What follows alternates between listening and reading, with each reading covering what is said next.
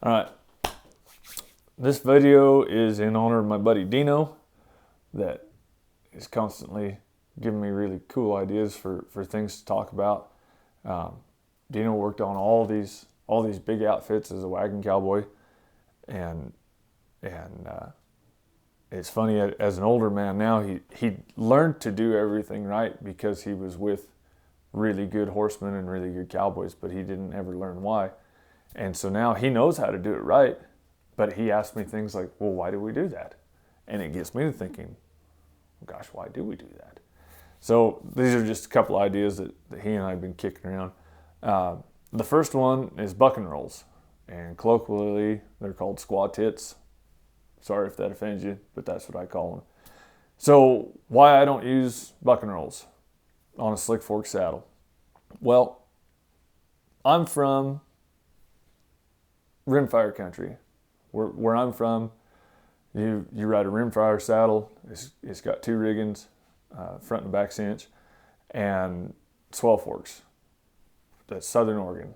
Everybody, I'd never even seen a slick fork saddle until I came to Nevada a long time ago. It's not because the horses are tougher in Southern Oregon. It's because of the mountains. That's why you ride a swell fork saddle. That's why I ride a swell fork saddle. Anybody else can ride one for whatever reason they want. I came to Nevada. I had a Hamley's form fitter. It's a swell fork saddle, and I was riding tough horses, and these Nevada guys. And like I say, this is a long time ago. This was when I was a kid. These Nevada guys are a little cliquish. And they said, well, of course you can ride bucking horses. You're riding that swell fork saddle. Anybody can ride a swell fork saddle. Try it in a slick fork. So being a kid, one day I got mad and I went out to the shop. I took a skill saw and I whacked the swells off of that Hamley's. Probably the dumbest thing I ever did because I ruined a really good saddle. But I said, well, I got a slick fork now, boys. And I just kept rolling. It never even occurred to me that those guys that were teasing me for having swells had buck and rolls on their saddle. Anyway, to shorten up a long story, when it comes to a bucking horse, the only thing swells ever did for me is give me a place to whack my shins on the way off. I could either ride one or I couldn't. That's the way it was when I was a kid. That's the way it is now. If a horse bucks, I can either ride it or I can't. Those swells don't do me a lick of good. But those swells are really handy in rough country if you're going up and down in steep terrain. You can help your horse by using those swells to help you hold yourself in your saddle, and it doesn't.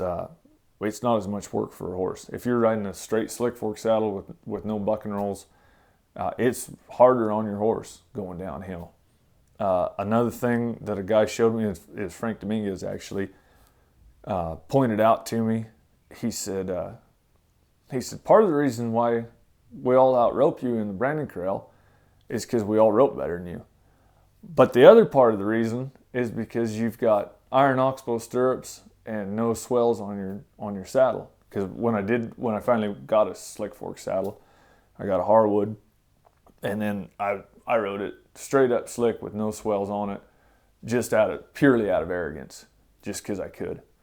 But Frank pointed out, if you, one, would put flat bottom stirrups on your saddle, and two, would practice your roping a little bit, and three, put some swells on there. When you're branding in the corral, when you use some of those trickier shots, you can lean up against those swells and then use your body for leverage to make kind of those wilder buckaroo type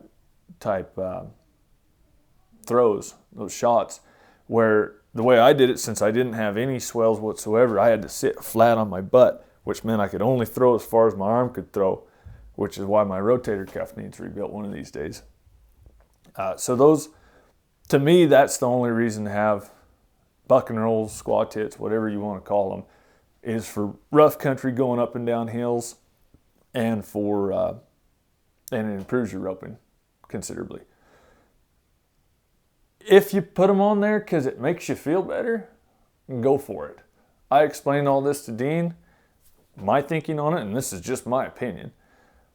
And he said, well, I'm going to take the buck knurls off my saddle. And I said, why? No, don't. You've been riding them on there for 40 years. Leave them on there. And he rode around a little bit, and he said, yeah, I'm putting them back on there. I feel a lot safer.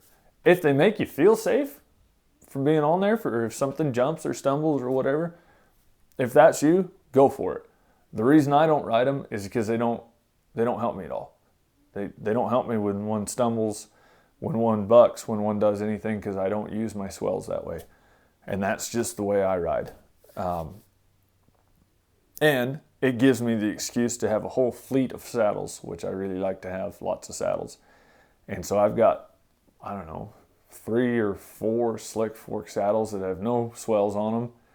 And if I'm trotting long ways, riding heavy horses, roping heavy stock, that's what I go for.